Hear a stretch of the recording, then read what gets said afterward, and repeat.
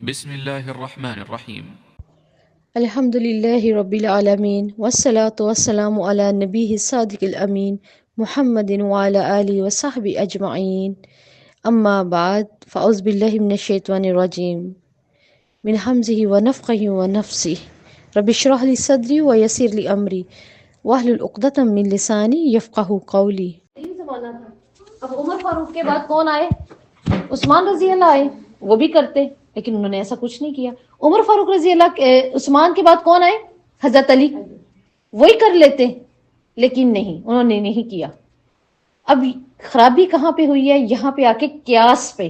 جیسے میں نے آپ کو بتایا تھا ٹہنی کا قیاس کیا، پھول ٹہنی کا قیاس کیا نا، اسی طرح انہوں نے دیکھیں قیاس کیا کیا کہ تیسرے دن جب آپ صلی اللہ علیہ وسلم آئے تھے تو آپ صلی اللہ علیہ وسلم نے سب سے کہا دعا کرتے ہیں. سب نے ہاتھ اٹھائے، آپ صلی اللہ علیہ وسلم نے اس کے درجات کے لیے دعا کر دی.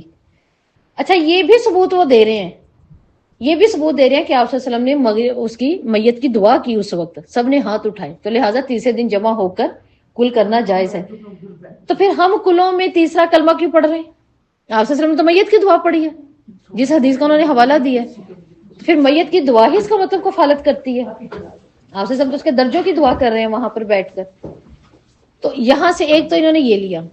دوسرا انہوں نے یہ لیا کہ ایک لشکر تھا 1000 لوگوں کا، صحابہ کا لشکر تھا، اور ہوا یہ کہ ان کا کھانا ختم ہونے کو آ گیا جہاد پر، ان کا کھانا کم ہو گیا. انہوں نے سوچا ایسا کرتے ہیں روزانہ کا صرف ایک اونٹ کر لیا کریں گے، 1000 لوگ ہیں، گزارا ہو جائے. اب یہ بات جب عمر فاروق رضی اللہ کے پاس پہنچی تو حضرت عمر فاروق رضی اللہ نے کیا کہا؟ نہیں، اگر تم اونٹ ہی ذبح کر لو گے تو سواریاں کہاں سے کرو گے؟ جہاد ہے، آنا جانا ہے، آسان چیز نہیں ہے، تو پھر کیا کرو گے بعد میں؟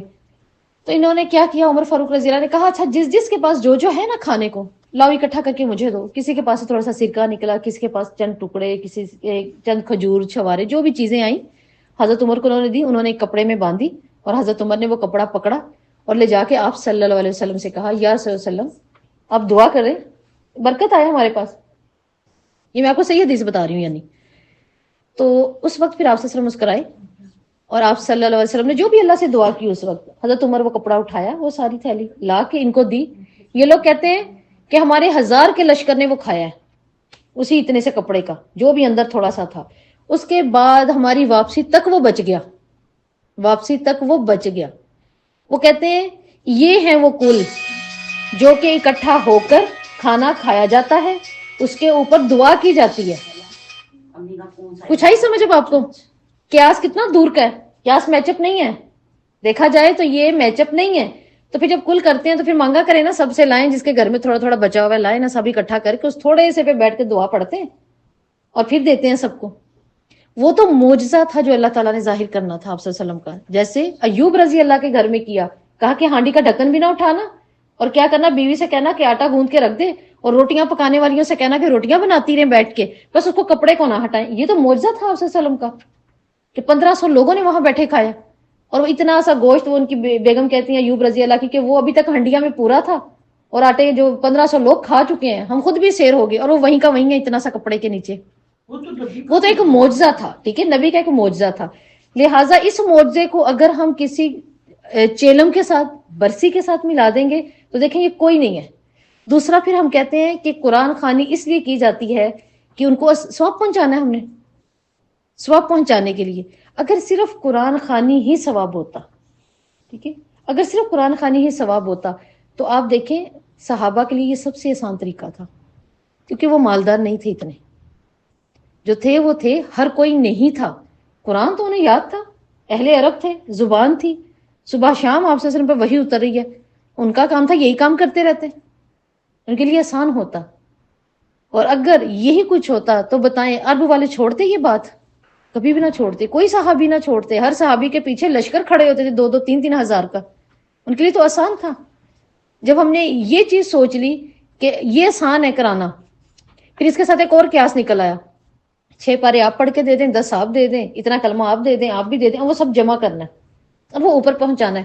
کہ اللہ تعالیٰ کے خزانوں میں اتنی کمی ہے کہ جانے والا اتنا محتاج ہو گیا، اس کی کیوں نیکی کی قدر نہیں تھی؟ اگر وہ اللہ کے یہاں بہترین تھا کہ اب وہ کلموں کے واسطے ہم دیں گے، اس کا بھی بچا ہوا، اس کا بھی دیا ہوا. ایسا نہیں ہوتا. یہ بھی قیاس دور کا ہے. یہ چیز بھی یہاں سے ہمیں ملتی ہے کہ نہیں ہے، ہوتی تو ضرور ہوتی.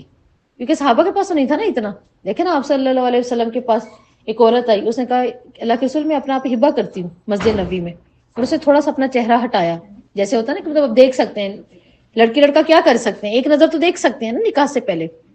تو اس نے عورت نے یعنی اپنا ہلکا سا چہرے سے کپڑا ہٹایا, آپ صلی اللہ علیہ وسلم نے, صحیح بخاری میں آتا ہے, ایک نظر دیکھا, پھر آپ نے اپنا چہرہ نیچے کر لیا, مطلب نہیں کرنی ہوگی. لیکن آپ صلی اللہ علیہ وسلم نے فرمایا تم میں سے ہے کوئی جس کے پاس مہر ہے کہ میں کسی کا نکاح اس کے ساتھ کر دوں, ضرورت مند ہوگی, اس کو ضرورت ہوگی کہ میرا مطلب نکاح ہونا چاہیے. تو ایک صحابی کہتے ہیں اللہ کے رسول میرا نکاح کر دیجئے. آپ صلی اللہ علیہ وسلم کہتے ہیں کچھ پاس ہے؟ وہ کہتے ہیں ایک چادر ہے. آپ دیکھیں حدیث کے اندر الفاظ کے ہیں, صحابی کا نام ہے, لیکن ان کے پاس کیا, ایک چادر تہمت, اس کے علاوہ کچھ نہیں ہے. اور وہ کیا کہہ رہے ہیں کہ میرے پاس ایک چادر ہے, اب میں وہ تو نہیں دے سکتا. تو آپ صلی اللہ علیہ وسلم فرماتے ہیں قرآن کا کچھ حصہ یاد ہے؟ تو وہ کہتے ہیں ہاں مجھے چند چھوٹی صورتیں یا رسول اللہ علیہ وسلم یاد ہیں. تو آپ صلی اللہ علیہ وسلم نے کہا اس کو سکھا دو, یہی تمہارا مہر ہوگا, میں اسی کے عوض نکاح کر دیتا ہوں ابھی. تو وہ کر لیا. دیکھیں قرآن اگر دینا ہوتا تو وہ تو آسان تھا ان کے لیے, پھر تو وہ ضرور کرتے. اب ہم نے قرآن خوانی دیکھیں ایک دن میں ختم کرنی ہوتی ہے, ایک دن میں نہیں, ایک دن تو بہت زیادہ ٹائم ہے. کتنی دیر میں کر لیں گے آپ؟ 2 گھنٹے چلیں ڈرے نا, ہم کرواتے ہی رہتے ہیں نا. 3 گھنٹے ہے نا, بہت. میرے جیسے تھکے ہوں گے تو ایک پارا میرا, ایک صفحہ تیرا, ایک صفحہ میرا, ٹھیک ہے. اس سے بھی زیادہ سینس بدل گئی, ٹھیک ہے. اس سے بھی زیادہ کیا ہے کہ اچھا یہ 3 بچ گئے, کوئی ایک اٹھے گا بہادر شخص, وہ کہے گا میں گھر جا کے پڑھ لوں گی 3. اس کا بھی دل ہوتا ہے بھائی ختم کرو, جو کرنا کرو جلدی, بعد میں پڑھ لیں گے ہم جو بچ گئے ہیں. یہ آپ صلی اللہ علیہ وسلم کے پاس دیکھیں ایک صحابی آئے اور وہ کہتے ہیں یا صلی اللہ علیہ وسلم میرے میں قرآن پڑھنے کی طاقت ہے, میں چاہوں تو میں 2 راتوں میں قرآن مکمل کر سکتا ہوں, 2 دن کے اندر میں مکمل بیٹھے ہوئے پڑھتا جاؤں, تو میں کیا کروں؟ آپ صلی اللہ علیہ وسلم نے فرمایا 30 دن میں قرآن مکمل کرو. اور ساتھ ہی وہ کہتے ہیں یا رسول اللہ میں اس سے زیادہ طاقت رکھتا ہوں. آپ صلی اللہ علیہ وسلم کہتے ہیں 25 دن میں. اس نے پھر بہت پیار سے کہا, اس نے کہا یا رسول اللہ میں اس سے زیادہ طاقت رکھتا ہوں. آپ کہتے ہیں 20 دن میں. کہتا ہے یا رسول اللہ وسلم میں اس سے زیادہ طاقت رکھتا ہوں. آپ کہتے ہیں 15. پھر اس نے کہا میں اس سے بھی زیادہ طاقت رکھتا ہوں. آپ صلی اللہ علیہ وسلم کہتے ہیں 10 دن. کہتا ہے یا رسول اللہ وسلم میں اس سے زیادہ طاقت رکھتا ہوں. تو آپ صلی اللہ علیہ وسلم کہتے ہیں 7 دن. آخری حد جو لگا رہے ہیں آپ صلی اللہ علیہ وسلم, کیا لگا رہے ہیں؟ 7 دن. اور یہ صحابی آپ صلی اللہ علیہ وسلم کا ہاتھ پکڑ کہتے ہیں یا رسول اللہ وسلم میں اس سے زیادہ طاقت رکھتا ہوں, اس سے بھی زیادہ طاقت رکھتا ہوں. تو آپ صلی اللہ علیہ وسلم کہتے ہیں جس نے 3 دن سے کم میں قرآن کو پڑھا, مکمل کیا, گویا اس نے قرآن کو عزت ہی نہیں دی, اس نے قرآن کو سمجھا ہی نہیں, کچھ نہیں ہے اس کی نظر میں قرآن, ایک مذاق کر دیا اس نے. تو جب ہم بیٹھے ہوتے ہیں وہ اس وقت کیا ہو رہا ہوتا ہے, کوئی سمجھنے والی بات ہے. اب کس کو دے رہے ہیں پڑھ کے؟ دیکھیں اگر میں کسی کے لیے بیٹھی ہوئی ہوں, میں پڑھ رہی ہوں نا, تو وہ میں اپنے لیے پڑھ رہی ہوں, ہر حرف پہ مجھے اجر مل رہا ہے, وہ ہر حرف پہ مجھے اجر مل رہا ہے, وہ جانے والے کو تو نہیں نا مل رہا. اور اگر میری تجوید بھی غلط ہے, میرا تلفظ بھی غلط ہے, عربی ہے ہی نہیں, اس کا معنی و مفہوم مکمل بدل رہا ہے, اس کا گناہ بھی مجھ پر ہی ہے یا اس پر جس نے وہ منعقد کی, اس نے کی نا منعقد, تو اس پر ہے. جیسے میں اکثر کہتی ہوتی کہ ہم یہ کرواتے ہیں آیت کریمہ, اب کروانے والا کتنی بڑی چیز کو جو ہے وہ کرواتا ہے, بٹھاتا ہے, 1.25 لاکھ, ایک بہت بڑی تعداد ہے. مجھے لگتا ہے زندگی میں پتہ نہیں ہم نے اتنے اللہ کو بھی کہا ہے کہ نہیں ابھی تک, یہ بہت بڑی تعداد ہے. جب کروا لیتے ہیں اور سب کا اس کو پرناؤنس کرنا, اس کا پڑھنا سب کا غلط ہے تجوید میں, سب کا نہیں ہوگا, صحیح ہوگا انشاءاللہ, لیکن زیادہ تر تجوید سے نہیں پڑھ رہے. اب ان کا گناہ ان پر ہے, لیکن اس کے ساتھ ساتھ کس کے لیے ہے؟ جس نے ان کو جمع کیا اور اپنے سر لی ذمہ داری, وہ اس پر ہے. جانے والے کے لیے کچھ نہیں ہوا اس میں. جانے والے کے لیے کیا ہونا تھا؟ جو اسلام نے 2 راستے بتائے ہیں, صرف 2 راستے اصال ثواب کے. ویسے تو یہ 10 طریقے ہیں, وہ انشاءاللہ نئی کلاس میں آپ کو بتاؤں گی, اگلی ورکشاپ میں. یہ 10 طریقے پیور مسنون ہیں, انشاءاللہ میں آپ کو بتاؤں گی. ابھی 2 طریقے کون سے جو میں حدیث سے ملتے ہیں, جن پہ کسی کا اختلاف نہیں ہے, نہ کسی شیعہ کو ہوگا, نہ کسی سنی, کسی اہل حدیث, کسی کو نہیں. وہ کون سے ہیں؟ ایک تو دعا ہے, دوسرا صدقہ. یہ تو پیور ہے. اگر ہم سب ہر طرح کے شک سے نکلنا چاہتے ہیں تو آپ صرف یہ دعا, اور دعا کے لیے بھی اس حدیث کو نہ لے جو انہوں نے کھینچ کے ملائی ہے کہ 3 دن جمع ہو جاتے ہیں سب. 3 دن دیکھیں 3 دن تک کے تو جمع ہیں ہی ہیں, وہ تو ہیں ہی سب. ہاں یہ ہے کہ 3 دن آپ اس طرح کے نہ بنائیں کہ آپ قریبی دور سب کو ایک پروپر کھانے پہ جمع کر لیں. جو آپ کے گھر میں ہیں، دور کے بزرگ ہیں، بیمار ہیں، انہیں تو دیں، گھر تو پکتا ہی ہے. اسپیشلی نہ پکائیں دوسرے تیسرے دن، کیونکہ اس کے لیے یہ پچھلی حدیث میں کیا ہم نے پڑھا تھا، صحابہ کیا کہتے ہیں، اس کا کھانا کھانا ہم کیا شمار کرتے، جیسے کوئی نوحہ کرنے والی کو اللہ کا عذاب ملتا نا، ہم سمجھتے یہ ملے گا ہمیں، ہم اس کو نوحہ کے برابر سمجھتے تھے، کیونکہ اسلام میں نوحہ کرنا منع ہے نا، اپنے آپ کو پیٹنا چیخنا. تو وہ کہتے ہیں کسی کے جو فوت ہو جائے اور اس کے گھر سے یوں کھانا کھانا جبکہ ہم قریب کے ہیں اور ہم اس کے حقدار نہیں ہیں اس کھانے کے، ہم دے سکتے ہیں بلکہ، تو ہم اس کو نوحہ کے برابر جو ہے وہ گردان کرتے، ہم نہیں کھاتے تھے. تو لہٰذا جب کوئی ہم بھی اس میں یہ کریں کہ اس کو پوچھیں، اس کو منع کریں، ان کے لیے آسانی کریں، تو پھر تو شاید کہ وہ اتنا وہ بھی نہ کر پائے. لیکن اگر ذہن میں یہی ہے کہ یہ کل ہے، سوئم ہے، تو پھر وہ پھل سے کل نکل آیا، ٹھیک ہے، پھر کیا ہوا، ساتا بھی نکل آیا، ٹھیک ہے نا. اور ساتا کیا ہوتا ہے، ساتا کیا چیز ہوتی ہے، 7 دن کے بعد جو پہلی جمعرات آئے گی، اب تو وہ بھی تھوڑا ماڈرن ہو گیا نا، پہلی جمعرات جو آئے گی وہ ہوگی، پھر ہر جمعرات کو اکٹھا ہونا، ٹھیک ہے. وجہ کیا ہوتی ہے اس کے پیچھے، کیونکہ ہم اصل علم سے دور ہو جائیں گے، تو پھر ہم سوچیں گے کیا چیز. یا ہمارے ابھی اچھرے کے ایک مفتی صاحب ہیں، ان کا فتویٰ پتا کیا تھا، یہ فتویٰ انہوں نے دیا جب میری دادی فوت ہوئی، اور آج بھی مجھے وہ فتویٰ یاد ہے. اس وقت حالانکہ میں میرے خیال سے فرسٹ ایئر میں تھی، تو ہم نے اس وقت اس طرف تو اتنا نہیں تھا دھیان، وہ تو الحمدللہ اللہ نے ہدایت دے دی بعد میں. تو اس وقت ہم نے وہ سنی اس کی بات جس پر ہمارے بڑوں نے عمل کیا، اللہ سب کے لیے ثانیہ کرے، انہیں بھی بخشش دے. اس نے ایک فتویٰ دیا، اور کیا فتویٰ دیا، اور انہوں نے کہا 40 دن روح بیٹھتی ہے قبر کے اوپر، اندر پتہ نہیں کیا مسئلہ ہوگا بیچاری کو. اب 40 دن وہ قبر کے اوپر بیٹھتی ہے، اس کے ساتھ 2 فرشتے مقرر ہوتے ہیں جنہوں نے روزانہ اس کو گھر لانا ہوتا ہے 40 دن تک. لہٰذا انہوں نے ہمیں کہا یہ وہ کونا، یعنی اس طرح ہال تھا ہمارا بڑا، کونے میں ایک تو یہ کہ یہاں آپ نا کوئی خوشبودار چیز جلائی رکھیے گا، کوئی نہ کوئی روشنی کر کے رکھیے گا ضرور، لائٹ چلی بھی جائے تو چلے، آپ کوئی دیا ہی آن کر لیجئے گا. اور روزانہ آپ نے کھانا بھی بھیجتے رہنا ہے، اور جمعرات تو خاص طور پر اپنے گھر کو نا خوشبو سے معطر کرنا ہے، جو بھی کھانے بنے 7 طرح کے بن جائیں یا جو بھی آپ نے بنا کے بھیج دینے جہاں بھی آپ بھیجیں، وہ بڑے اس پہ پکے ہیں. اور آج میں سوچتی ہوں یہ فتویٰ جب اللہ کے رسول نے ہم نے نہیں دیا، تو یہ فتویٰ لے کے چلے گے تو ہماری نسلیں آگے یہ کچھ ہی کریں گے. وہ 40 دن جو ہے نا، 40 دن بعد دیکھیں اس کی روانگی ہے، 40 دن بعد اس نے چلے جانا ہے. سحری کے ٹائم ٹھیک ہے، کرتے ہیں، سحری کے ٹائم جاتی ہیں وہ، جب ہوتا ہے نا 40واں دن، اس دن سرگی ویلے کھانا شنا بنا کے تو اس وقت کہتے ہیں رخصت. اب دیکھیں ہمارے گمان کہاں چلے گئے نا، ہمارے ہاں جی ہمارے علم دیکھیں کہاں چلے گئے، جبکہ آپ صلی اللہ علیہ وسلم نے اتنا پیارا ہمیں دین دیا. اگر کوئی واپس آ ہی رہا ہے تو پھر یہ جو شہید فوت ہو جاتا ہے، اللہ کہتے ہیں اس کو مردہ نہ کہو، واپس وہ بھی نہیں آ رہا. اور اگر اس نے بھی ہر جمعرات کو آنا ہے، 40 دن تک اگر اس نے آنا ہی ہے، یا اس کے بعد بھی آتا رہے، سالوں تک ہم اس کی برسیاں کریں، تو وہ کیا دیکھنے آتا ہے. اگر وہ آتا اور وہ زندہ ہی ہے تو پھر اس کی بیوی نکاح کیوں کرتی ہے، وہ کیا دیکھنے آ رہے ہیں، تکلیف لینے آئے، اپنی تکلیف بڑھانے آ رہے ہیں. کوئی بھی نہیں آتا.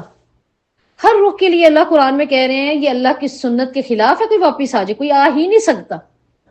اللہ تعالیٰ کہہ رہے ہیں اگر میرے احکامات بدل جائیں، میری باتیں بدل جائیں، تو پھر یہ ایسے ہی ہے کہ اونٹ کو سوئی کے نکے سے گزار کے دکھاؤ جہاں سے تم دھاگا ڈالتے ہو سکتا ہے.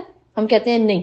ایک جگہ پہ تو اللہ تعالیٰ کیا قرآن میں کہہ رہے ہیں کہ دودھ تھنوں میں واپس چلا جائے جانور کے، وہ کر کے دکھاؤ، نہیں ہو ہی نہیں سکتا. تو کوئی روح واپس نہیں آتی.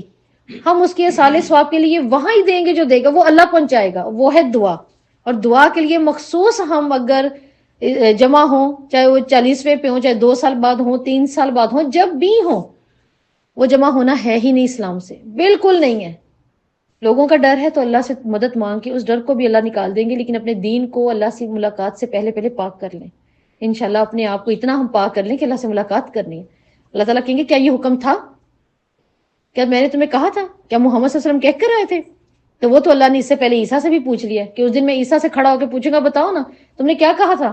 تو کہیں گے اللہ تعالیٰ جب تک میں موجود تھا میں نے کوئی ایسی بات نہیں کی تھی، میں نے یہی کہا تھا جو تیرا پاک دین تھا، میں نے توحید کی دعوت دی، اس کے بعد تو نگران ہے. وہاں تو رسول بھی اپنی جو ہے بری ہو رہے ہیں، لیکن ہم بری نہیں ہو رہے کیونکہ ہمارے پیچھے کچھ رسمیں جڑی ہوئی ہیں، ہمیں کچھ ڈر جڑے ہوئے ہیں. نہ کروایا تو لوگ کہیں گے ہے ہی نہیں، ماں باپ نے پوری زندگی کیا، یہ کر ہی نہیں سکتے تھے. تو کیا وہ سال میں جو ایک دفعہ ہم نے کھانا کھلانا ہے اسی سے ہی لگے گا کہ ہم ماں باپ کے ہیں. یا ہمارے پاس بہت ہے. تو اس لیے ڈرنے کی تو ضرورت ہی نہیں ہے ہمیں ہر اس چیز سے جو اسلام سے یا شریعت سے ثابت نہیں ہے. ہر اس طریقے کو چھوڑنا پڑے گا جو اسلام سے ثابت نہیں ہے. کسی صحابہ نے نہیں کیا. حتیٰ کہ اب تو اتنا ماڈرن ہوتا جا رہا ہے. آپ دیکھیں اب تو پہلے تسبیحاں تھیں, پھر وہ گٹکیں آ گئیں چھوٹی چھوٹی, ٹھیک ہے, سیٹس آ گئے اتنے زیادہ, اب وہ ہوتے ہیں. اب وہ بھی تھوڑے سے ہٹے ہیں تو اب تسبیحوں کے انبار. اور کہا کیا جاتا ہے باتیں کرنے سے اچھا ہے کچھ پڑھ لیں, اور واقعی باتیں کرنے سے اچھا ہے. لیکن کچھ سے کچھ کیوں ہے, وہ کچھ میں کچھ تو بتائیں. تو وہ دعائیں مغفرت ہے. پہلی بات تو جمع ہونے کی ضرورت نہیں, جب دل چاہتا جائیں, جمع ہونے کی ضرورت نہیں. اور اگر جمع بھی ہو گیا 3 دن تک آنا جانا ہے تو اس میں بھی کیا کریں, صرف اور صرف میت کی دعا. ایک تو دعا پہنچتی ہے, علماء اس پہ بھی منع کرتے ہیں, اس پہ بھی مکمل منع کرتے ہیں. کیوں؟ وہ کہتے ہیں کہ آپ صلی اللہ علیہ وسلم کی زندگی سے ہمیں یہ ملتا ہے کہ جس وقت آپ نے جنازے میں دعا کر دی, دعا کفالت کر گئی, اس کے بعد آپ پھر جب کبھی ملے, فون پہ ملے ہیں, ویسے ملے ہیں آپس میں, آپ نے جو دعا کر دی وہ کفالت کر گئی. اس کے علاوہ صدقہ ہے. اور دعا میں اگر آپ کچھ بھی نہ بھی کریں نا, اسپیشل نہ بھی کچھ کریں, تو آپ صرف اتنا ہی کہہ دیں اللہم اغفر لنا والمؤمنین والمؤمنات. تو آپ صلی اللہ علیہ وسلم نے کہا قیامت تک جتنے بھی ہمارے لوگ جا چکے ہیں اور جو آنے ہیں اور آ کے انہوں نے اپنی زندگی پوری کر کے پھر سے اللہ سے جا کے ملنا ہے, ان سب کے نامہ اعمال میں نیکیاں لکھ دی جاتی ہیں ہمارے اس ایک کلمے سے. کتنا بھاری کلمہ ہے. اور یہاں تک علماء کہتے ہیں کہ آپ لوگ بھول نہ جائیں, دن رات اس کو کم از کم 25 دفعہ تو پڑھا کریں, اللہم اغفر لنا والمؤمنین والمؤمنات المسلمین والمسلمات. اگر یہ کلمہ پڑھ لیں تو یہ تو کفالت کر رہا ہے. ایک تو ان سب کی نیکیاں آپ کے نامہ اعمال میں آ رہی ہیں اور ان سب کو مل رہی ہیں, تو یہ کفالت کر گئی دعا. اب مخصوص جمع ہونا ضروری نہیں. دوسرا صدقہ. جب صدقہ آپ کرتے ہیں, اس کی دعا کرتے ہیں, تو وہ اس کو ملتا ہے. جیسے ایک صحابی نے کہا کہ اللہ کے رسول میری والدہ فوت ہو گئی ہیں, لیکن اس وقت میں ان کے پاس نہیں تھا. اور ایک روایت میں آتا ہے کہ میں اپنی والدہ کے پاس تھا, اپنی والدہ کے ساتھ ہوں, اپنے پاس ہوں اپنی والدہ کے, لیکن وہ کچھ کہنا چاہ رہی تھیں, وہ نہیں کہہ پائیں اور میں سمجھ نہیں پایا, اور وہ اللہ کو پیاری ہو گئی. تو آپ صلی اللہ علیہ وسلم نے کہا تمہیں کیا لگتا ہے اگر وہ بولتی تو کیا بولتی؟ دیکھیں ہر کسی کو پتا ہوتا ہے نا, اولاد کو پتا ہوتا ہے یہ میرے ماں باپ کی زندگی اسی عمل پہ گزری ہے, یا وہ یہ کہا کرتی تھی تو ہو سکتا ہے آخری وقت میں بھی یہی کہتی. اور وہ خاتون یقیناً اپنے ایمان میں بہت کمال کی ہوں گی. یہ صحابی کیا کہتے ہیں, یہ کہتے ہیں ہاں یا رسول اللہ علیہ وسلم اگر وہ بولتی تو ضرور مجھے کہتی کہ صدقہ کر دو. دیکھا ہوگا نا اپنے والدین کو زندگی میں کہ کس ان کا طریقہ کار پر تھے, کیا منہج تھا ان کا. تو آپ صلی اللہ علیہ وسلم نے کہا ہاں تو پھر ان کی طرف سے صدقہ کر دو. کہا یا رسول اللہ میں کیا صدقہ کروں؟ آپ صلی اللہ علیہ وسلم نے کہا پانی. اب بس اس حدیث سے صرف آپ یہی بات نہیں لے سکتے کہ ہر دفعہ پانی. اس وقت کی ضرورت تھا پانی, اس وقت کی ضرورت تھا, صحرا تھا, پانی کم ہوتا تھا, لوگوں کی جانوروں کی ضرورت تھی. آج وہ صدقہ کچھ بھی ہو سکتا ہے. اور ایک صحابی کو تو آپ صلی اللہ علیہ وسلم نے کہا قرآن کا نسخہ, قرآن کا نسخہ اپنی وراثت میں چھوڑ جانا یہ بہت بڑی نیکی ہے. جو آج ہمیں یہ تو ہوتا ہے کہ وراثت میں میرا حصہ کا ہے, میرا لے لیا, تو لڑائی جھگڑے, کسی کو نہیں پتا کہ کوئی یہ تو کہے کہ مجھے وہی سارے قرآن اور تعلیمات چاہیے جو والدہ کی تھی, مجھے اتنی چاہیے اپنا حصہ. لیکن نسخہ بھی اس وقت کام آئے گا نا صرف عربی نے جب وہ کچھ تیار کر کے, ہم دیکھتے ہیں نا اپنی علماء کو, وہ اپنی کیا چھوڑ کے جاتے ہیں پیچھے, وراثت, علم, اپنی اولادوں کے لیے اپنی لائبریریز چھوڑ کے جاتے ہیں, ان کے کام آتی ہیں ان کے اولاد کے. قرآن کا نسخہ.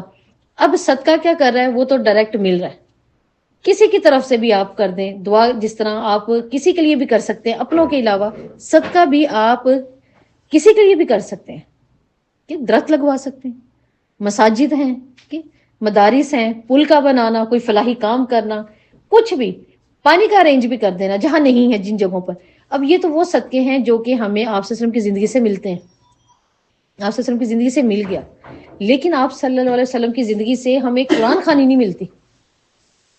لہٰذا قرآن خوانی پر یہ جھگڑے, یہ بحث اپنا بالکل بے فکر ہو کے اپنی زندگی سے نکالیں کہ اس میں برا کیا ہے.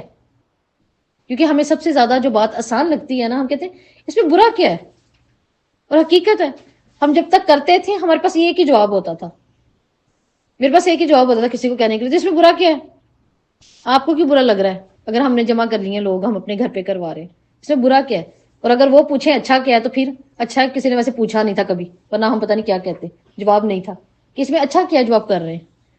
آپ صلی اللہ علیہ وسلم کے فوت ہونے کے بعد مسجد نبوی کے اندر صحابی ہیں, صحابہ ہیں, وہ عام لوگ نہیں ہیں کوئی آ کے بیٹھے ہوئے. ویسے تو آپ صلی اللہ علیہ وسلم کی مسجد میں ہر طرح کے وفد آتے تھے, مسلم غیر مسلم سب. اب یہ چند کنکریاں تھی بس ان کے پاس, جیسے اس پہ پڑھتے جا رہے، اپنی یاد دہانی کے لیے پڑھ رہے تھے یا کیوں پڑھ رہے تھے، پڑھ رہے تھے۔ ابو بکر رضی اللہ عنہ، ان کے پاس ایک چھڑی تھی، انہوں نے اس چھڑی سے ان کی کنکریوں کو یوں یوں دور دور بھگایا اور اونچا اونچا بولنے لگے، کہہ رہے اتنا تو سوچو لوگو، ابھی تو محمد صلی اللہ علیہ وسلم کی قبر کی مٹی بھی خشک نہیں ہوئی، ابھی گیلی ہے، اور تم نے کیا کام پکڑ لیا جو محمد صلی اللہ علیہ وسلم نے کیا۔ تو اگر میرے خیال سے وہ اتنی سختی بھی نہ کرتے نا، جیسے ہم آج آسانی کر دیتے ہیں نا، برا کیا ہے یا باتیں کرنے سے اچھا یہ کر لو، وہ انہوں نے صحیح کیا، وہ سختیاں کی نہ ہوتی تو ہم تو انہی چیزوں کو حجت بنا لیتے۔ تو قیاس ہم دور کے کر رہے ہیں، ہمارے پاس اس وقت جو کچھ بھی ہے نا وہ قیاس پہ ہے، ہم نے لینا ہے جو ہمارے دین میں ہے، کیونکہ جس وقت انہوں نے سوال پوچھ رہے ہیں نا، سوال بھی دیکھیں جواب اس وقت ہم دے پائیں گے، یاد رکھیے گا، جب ہم صحیح دین پہ ہیں، ورنہ کیا بات ہوگی، وہی میں تو سنا تھا، ہم یہی بات کریں گے، میں تو سنا تھا۔ اب آپ صلی اللہ علیہ وسلم دیکھیں، اب قرآن کے اندر کیا آتا ہے سورہ واقعہ میں، ٹھیک ہے، سورہ واقعہ میں ہے کہ آپ صلی اللہ علیہ وسلم کہتے ہیں کہ اللہ رب العزت فرماتا ہے اگر وہ مقربین میں سے ہوا جانے والا سنت کے مطابق زندگی کو لے کر گیا ہے، ٹھیک ہے، لوگوں کے نہیں، سنت کے مطابق، تو مقربین میں سے ہوا تو اس کے لیے کیا ہے، روح و ریحان و جنت النعیم، اس کے لیے بہت عمدہ جگہ ہوگی، پھولوں والی جنت ہوگی، اور اس کا نامہ مال اس کے سیدھے ہاتھ میں دیا جائے گا۔ یہ اس وقت ہے جب انسان اپنے دین پر ہے، اور دین وہ جس میں اپنی خرافات نہیں ہے۔ پھر اس کے ساتھ آپ صلی اللہ علیہ وسلم فرماتے ہیں مومن کا جان نکلنے کے وقت کیا ہوتا ہے، وہ تعریف کیا ہے اس کی۔ ابن عباس کہتے ہیں کہ یقیناً مومن ہر حال میں خیر پر ہوتا ہے۔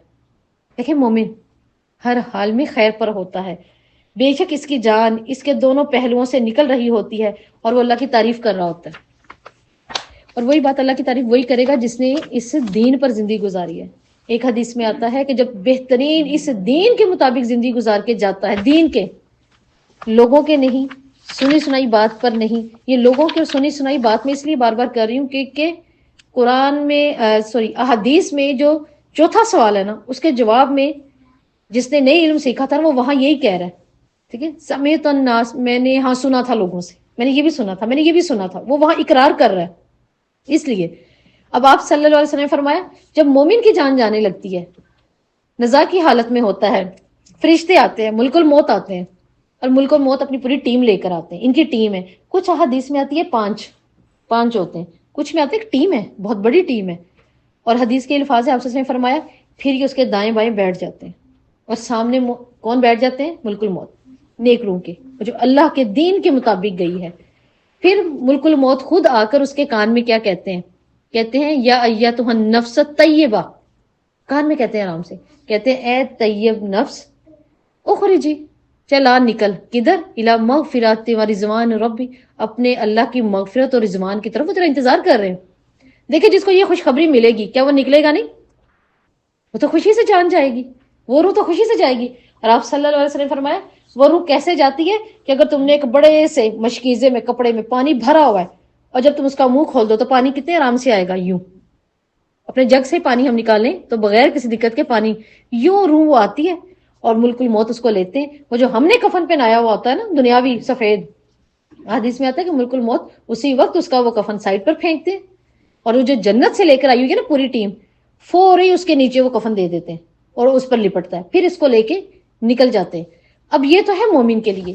پھر آپ صلی اللہ علیہ وسلم نے فرمایا مومن کی خوبصورت جس نے اپنے دین کے مطابق زندگی گزاری ہے، اس کی موت کی نشانی کیا ہے؟ سختیاں تو ہیں، لیکن اس کی سختی کی نشانی کیا ہے؟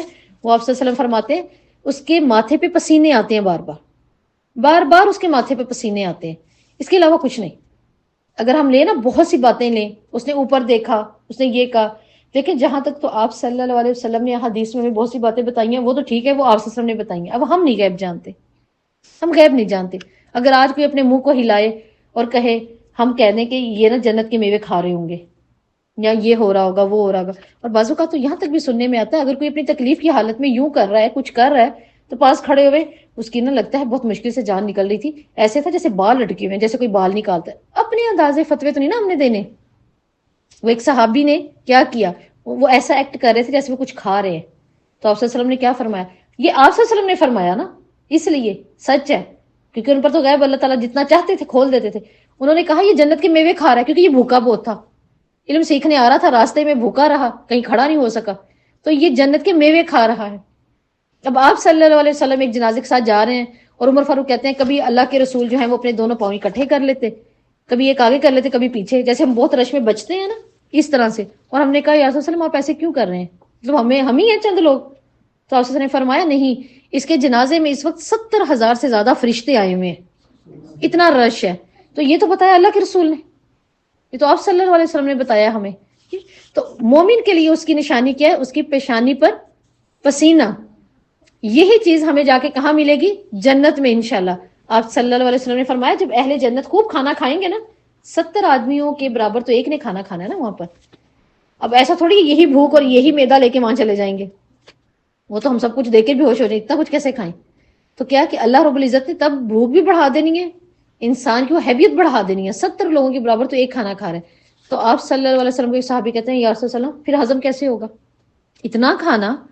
تو آپ صلی اللہ علیہ وسلم نے فرمایا مومن کی پیشانی پر ہلکا سا پسینہ آئے گا جنت میں، اور اس پہ سے بھی مشک کی سی خوشبو اٹھے گی اور اس کا کھانا ہضم ہو جائے گا. صرف پسینہ آئے گا اور کچھ نہیں. یہاں بھی اللہ تعالیٰ اس کو یہی چیز دے رہے ہیں. کیوں دے رہے ہیں؟ مومن کیوں تھا؟ کیونکہ اپنی باتوں پر ثابت تھا کہ یہ بات محمد صلی اللہ علیہ وسلم نے کی، یہ اللہ کی کتاب میں ہے، یہ نہیں ہے. وہ اس قول ثابت پہ ثابت رہتا ہے. پھر اس کا استقبال کیسے ہوتا ہے؟ وہ ایسے ہوتا ہے کہ آپ صلی اللہ علیہ وسلم نے فرمایا اس کے لیے جنت سے حنوت کا کفن لایا جاتا ہے، حنوت کا لگا ہوا کفن لایا جاتا ہے. میں لاسٹ اس میں ایک بھول گئی تھی آپ کو بتانا کہ جب کسی کی عیادت کے لیے جاتے ہیں، ٹھیک ہے، عیادت کے لیے ایک تو تعزیت تھی نا، ایک عیادت تھی ساتھ میں. جب کوئی کسی کی عیادت کے لیے جاتا ہے تو آپ صلی اللہ علیہ وسلم نے فرمایا اللہ تعالیٰ قیامت کے دن اسے عزت کا لباس پہنائیں گے. وہ حدیث میں بتانا ادھر بھول گئی تھی لاسٹ ٹائم. تو عیادت ضرور کیا کریں. آسان ہو گیا فون پہ کرنا، ایک وائس میسج کرنا ہے نا، ایک ریٹن میسج کرنا، کتنا آسان ہو گیا. کر لیا کریں ایک دوسرے کی عیادت. فائدہ ہمیں کیا ہوگا انشاءاللہ تعالیٰ، اللہ تعالیٰ عزت کا لباس پہنائیں گے. ایک تو چل کے جا رہا ہے نا، اس کے لیے تو کیا آتا ہے حدیث میں کہ وہ جنت کی کیاریوں میں ہے جب تک کہ وہ واپس نہیں آ جاتا، وہ جنت کی کیاریوں میں ہے.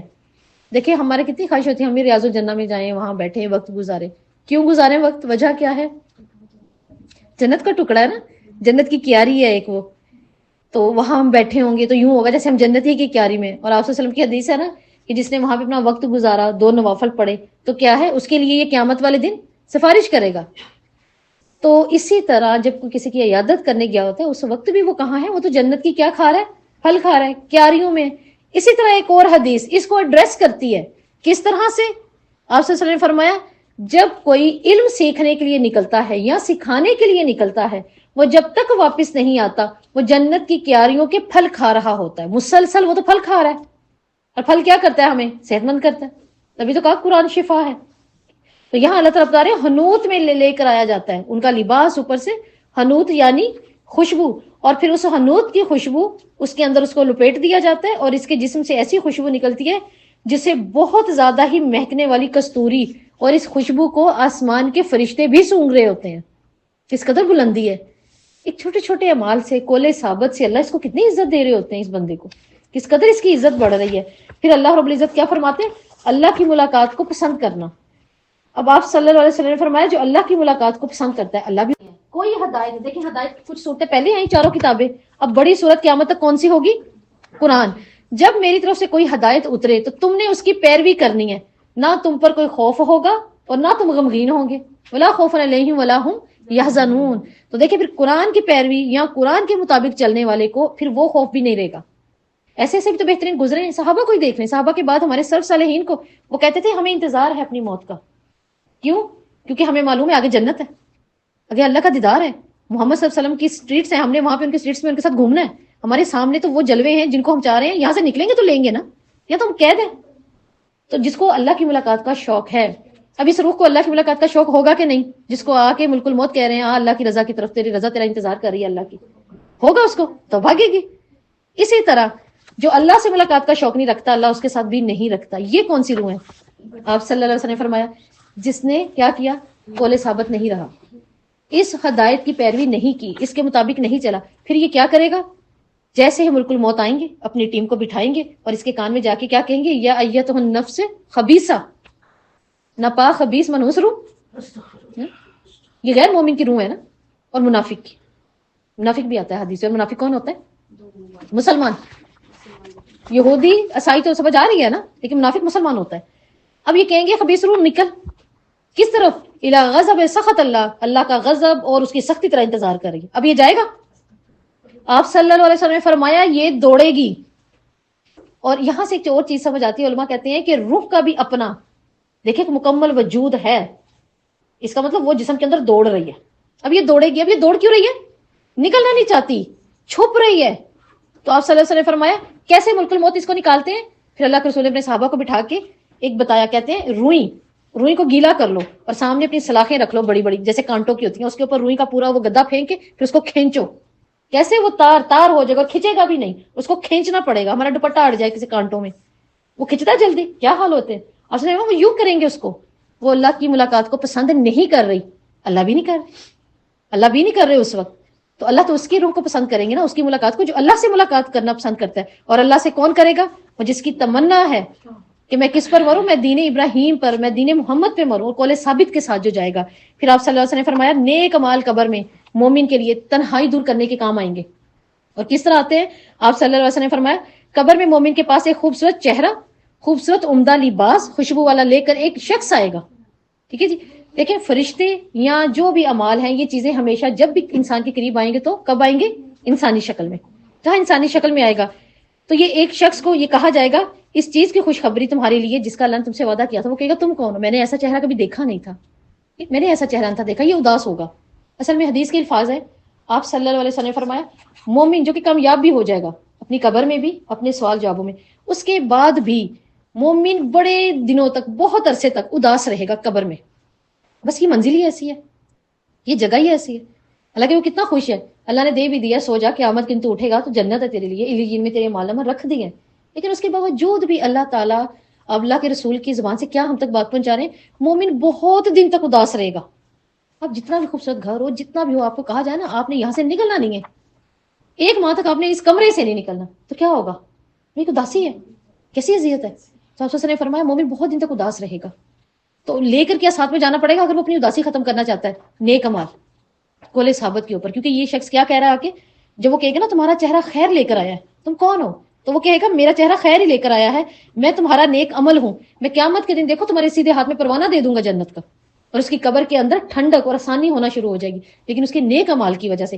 پھر آپ صلی اللہ علیہ وسلم نے فرمایا قبر کے اندر جب مومن لیٹا ہوا ہوگا تو کیا ہوگا؟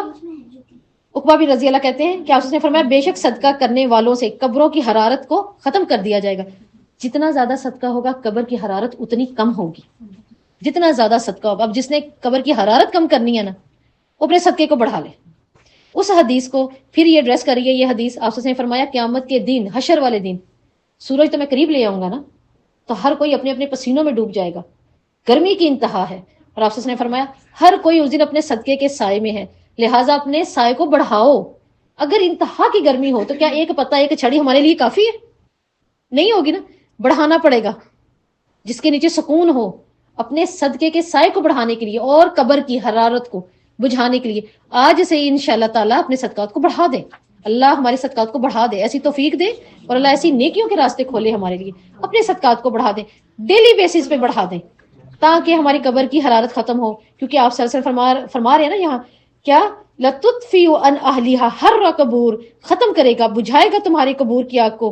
کیا چیز؟ صدقہ. اور پھر مومن کے لیے یہی قیامت کے دن اس کا سایہ بھی بن جائے گا. پھر ساتھ ہی اللہ تعالیٰ فرماتے ہیں مومن کو سکون کی نیند بھی سلایا جائے گا. قول ثابت کو سکون کی نیند کیسے سلایا جائے گا؟ آپ نے فرمایا اس میت کے لیے اس کی قبر کی لمبائی اور چوڑائی میں 70 ہاتھ فراغی دے دی جائے گی، پھر اس کے لیے اس میں روشنی کر دی جائے گی، پھر اسے کہا جائے گا سو جاؤ. اتنی وسعت دینے کے بعد پھر اس کو یہ بھی کہا جائے گا سو جاؤ. وہ کہے گا میں اپنے گھر والوں کی طرف لوٹ جاؤں، اور اس کو کیا کہا جائے گا؟ سو جاؤ. وہ کہے گا میں گھر والوں کی طرف لوٹ جاؤں. انہیں خبر دی جائے گی تو ان دنوں کی بات کر رہا ہے جب تو وہاں تھا، اب تو تیرا عمل ختم ہو چکا ہے، لہٰذا آج تو دلہنوں کی طرح سو. دلہن سے کوئی کام تو نہیں نہ لیا جاتا، اس کو ریسٹ دیا جاتا ہے، اس کا پروٹوکول ہوتا ہے، اس کی عزت ہوتی ہے. تو کہا جائے گا کیا کر؟ دلہن کی طرح سو جا، تجھے نہیں جاگنا اب مگر یہ کہ قیامت کے دن اللہ تجھے تیری خوابگاہ سے اٹھائے گا. کیا یہ روحیں واپس آ رہی ہیں؟ یہ صحیح بخاری کی حدیث ہے. واپس آ رہی ہیں یہ روحیں. قیامت کے دن اللہ تجھے اٹھائے گا، وہ بھی اللہ اٹھائے گا. یہ جو اتنا کچھ کر رہے ہیں اللہ کے حکم سے، یہ بھی نہیں اپنی کوئی بات بیچ میں ڈال رہے، یہ بھی کہہ رہے اللہ ہی تجھے اٹھائے گا. پھر اس کے بعد آتا ہے کہ اللہ تعالیٰ کیا کرتے ہیں کہ ان کو جنت کا کھانا بھی دیتے ہیں. کس طرح دیتے ہیں؟ آپ صلی اللہ علیہ وسلم نے ایک دفعہ فرمایا کہ جنتی کو جنت میں کیسے کھانا ملتا ہے، یعنی اس کے اوپر جنت کی کھڑکیاں کھولی جاتی ہیں، اس کے اعمال، اور اعمال بھی کون سے، یاد رکھیں 3 چیزیں ساتھ جاتی ہیں، وہ نہیں جائیں گی جو ہم کریں گے، اس کے ساتھ 3 جانے والی چیزیں کون سی ہیں؟ آپ صلی اللہ علیہ وسلم نے فرمایا اذا مات الانسان، جس وقت انسان مر جاتا ہے، قطع عنہ عملہ، اس کے تمام اعمال اس سے کاٹ دیے جاتے ہیں، الا سوائے من ثلاثہ، 3 کے۔ اب جب اللہ کے رسول، یہ صحیح بخاری کی مسلم کی حدیث میں یہ بات کہہ رہے ہیں 3 اعمال کے سوا باقی سب کاٹ دیے جاتے ہیں، اور کتنے ہیں؟ گنے چنے 3، مشکل تو نہیں ہے نا، 3 ہیں، الا من صدقہ جاریہ، ایک اس کے ساتھ رہے گا، ہمیشہ رہے گا قیامت جب تک وہ نہیں اٹھتا، کون سا؟ اس کا صدقہ جاریہ۔ اب صدقہ جاریہ میں دیکھیں وہ خود کر کے گیا ہے کچھ نیک عمل، صدقہ جاریہ، سیئہ جاریہ نہیں، صدقہ جاریہ، دین کی اشاعت تھی، کسی فلاح کا کام تھا، مخلوق میں سے کوئی بھلائی کی خیر چھوڑ گیا ہے، اللہ کے حقوق میں کوئی بھلائی کی خیر چھوڑ گیا ہے، اور یا پھر اس کے بعد اس کی اولاد یا کوئی مومن اس کے لیے اگر کر رہا ہے تو وہ اس کے لیے بن گیا اس کا صدقہ جاریہ۔ او علم ینفع، او علم ینفع، دوسری چیز کون سی ہے؟ اس کا وہ علم جو لوگوں کو نفع دے گا، وہ علم نہیں جو لوگوں کے اندر دین کو بگاڑ پیدا کرے گا، بگاڑ دے گا، نفع دے گا۔ قرآن کا کوئی نسخہ تھا، ٹھیک ہے، دین کی اشاعت وہ کسی کو سکھا گیا ہے، وہ کوئی ایک بول، کوئی ایک آیت کسی کی زندگی میں ڈال گیا جس سے اس کا عمل بدلا ہے۔ تیسرا کیا ہے؟ او ولد صالحہ، کیا چیز؟ اس کی اولاد صالحہ، یدعو لہ، جو اس کے لیے کیا کرے گی؟ دعا کرتی رہے گی۔ اب بتائیں ہمارے پاس تو یہاں پر 3 چیزیں آ گئی، 3 چیزیں آ گئی۔ اب ان 3 چیزوں میں بھی اولاد کا ہر عمل ماں باپ کو ڈائریکٹ پہنچتا ہے۔ میں نے یہاں بیٹھ کے اگر قرآن خوانی کروائی، اپنے گھر پہ کرواؤں اپنے والدین کے لیے، تو آپ لوگ پڑھیں گے، آپ لوگ کو اجر ملے گا آپ کے پڑھنے کا۔ پہلی بات تو وہ عمل ہی ایسا نہیں تھا جو اسلام پر تھا، میں نے جمع کر لیا، میں نے بٹھا لیا، آپ نے پڑھا، آپ کو اجر ہے۔ میرے ماں باپ کو آپ سب کے پڑھے ہوئے پارے 30 نہیں پہنچے، ان کو وہ پہنچا ہے وہ جو جلدی میں اور کاموں کی فکر میں نے وہ جو 4 آیتیں پڑھ لی ہیں نا، ان کو صرف وہی پہنچی ہیں، صرف وہ پہنچی ہیں، اس کے علاوہ نہیں۔ میرا عمل اس میں شامل تھا، مجھے ایک ایک حرف پہ 10 نیکی ملی، مجھے ملی۔ اب میں انہی 10 نیکیوں کو کیا سبب بنا سکتی ہوں کہ اللہ تعالیٰ میری اس نیکی کا اجر میرے ماں باپ کو دے، یہ میں تو کہہ سکتی ہوں، آپ نہیں۔ آپ دعا کر سکتے ہیں مغفرت کی، اس قرآن کا آپ کو تھا جتنا بھی تھا۔ اب یہاں پہ آپ صلی اللہ علیہ وسلم فرما رہے ہیں کہ اولاد کا ہر نیک عمل ڈائریکٹ ماں باپ کو پہنچتا ہے، اور برا عمل بھی، برائی کر رہے ہیں ماں باپ کو پہنچ رہا ہے، اچھا کر رہے ہیں ماں باپ کو۔ اب یہ کیوں؟ کیونکہ وہ ان کے ہی کمائی اور جسم کا حصہ تھا، اس لیے وہ انہی کا ہی کمائی کا اور ان کے جسم کا حصہ تھا، لہٰذا وہ ڈائریکٹ مل رہا ہے۔ اچھا ایک اور بات، ڈائریکٹ میں اب یہ نہیں ہے کہ آپ نفل پڑھیں اور کہیں کہ یہ نفل میرے امی ابو کے، نہیں، نفل پڑھنے ہوتے تو صحابہ کے لیے بہت آسان تھا، نفل نہیں، نفل پڑھ کے ان کے لیے دعا، نفل پڑھ کے ان کے لیے دعا۔ لیکن جو ہم اپنے معاشرے میں سن رہی ہوتی ہوں نا، لاسٹ میں ایک بہت بک تھی، نام بھول گئی، اس میں صلاۃ کن بھی تھی لکھی ہوئی، اور اس کے اندر صلاۃ جمیلہ بھی تھی۔ اب یہ صلاۃ جمیلہ کیا ہے یہ بھی میں آپ کو بتا دیتی ہوں، جو کہ اشراق سے پہلے پڑھ لی جاتی ہے، والدین کے لیے پڑھی جاتی ہے، اسے والدین کو جا کے اجر ملتا ہے، ایسا کچھ بھی نہیں ہے، ٹھیک ہے۔ اور پھر اس کے درمیان میں ایک اور ہوتی ہے نماز، وہ کون سی ہوتی ہے؟ وہ ہوتی ہے، یعنی ہم جیسے اہل سنت ان کی بک تھی کوئی، کہ اس کے اندر ہم نے کہنا ہوتا ہے کہ اس کا اجر جو ہے نا وہ محمد صلی اللہ علیہ وسلم اور جتنے بھی اہل بیت ہمارے اجر ان کو جانے ہیں۔ ایک بات اللہ کے رسول کہہ رہے ہیں تمہاری دنیا کے سارے ولی مل کر میرے ایک ادنا سے ادنا صحابی کا مقابلہ نہیں کر سکتے، عمل میں وہ اتنے بلند ہیں، تو کیا میرے آپ کے نفل ان کی بخشش کے لیے نہیں ہے؟ پہلی بات تو ہے ہی نہیں کہ میں نفل پڑھوں اور میں کہوں کہ یہ اللہ تعالیٰ فلاں فلاں صحابی کو اس کا اجر دے دے، ان کا اجر بہت ہے، ان کا بہت اجر ہے، وہ عشرہ مبشرہ ہیں، ان کے پاس اللہ نے سرٹیفکیٹ رکھے ہوئے ہیں۔ ہم دین سے باہر ہونا شروع ہو گئے ہیں کیونکہ یہ کام ہی نہیں تھا جو آپ صلی اللہ علیہ وسلم نے کیا۔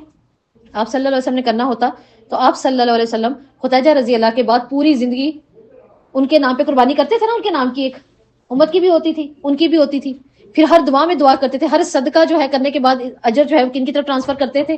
اللہ سے دعا کر کے خدیجہ رضی اللہ کی طرف۔ لیکن آپ صلی اللہ علیہ وسلم نے کہیں بھی یہ نہیں کہا، آپ صلی اللہ علیہ وسلم نے کون سی بات کہ میرے یہ 2 نفل میں نے پڑھے لہٰذا یہ 2 نفل کیا ہو، یہ پہنچا دیں آپ، اللہ تعالیٰ یہ اس کے نہیں، نفل پڑھ کے اب دعا کریں۔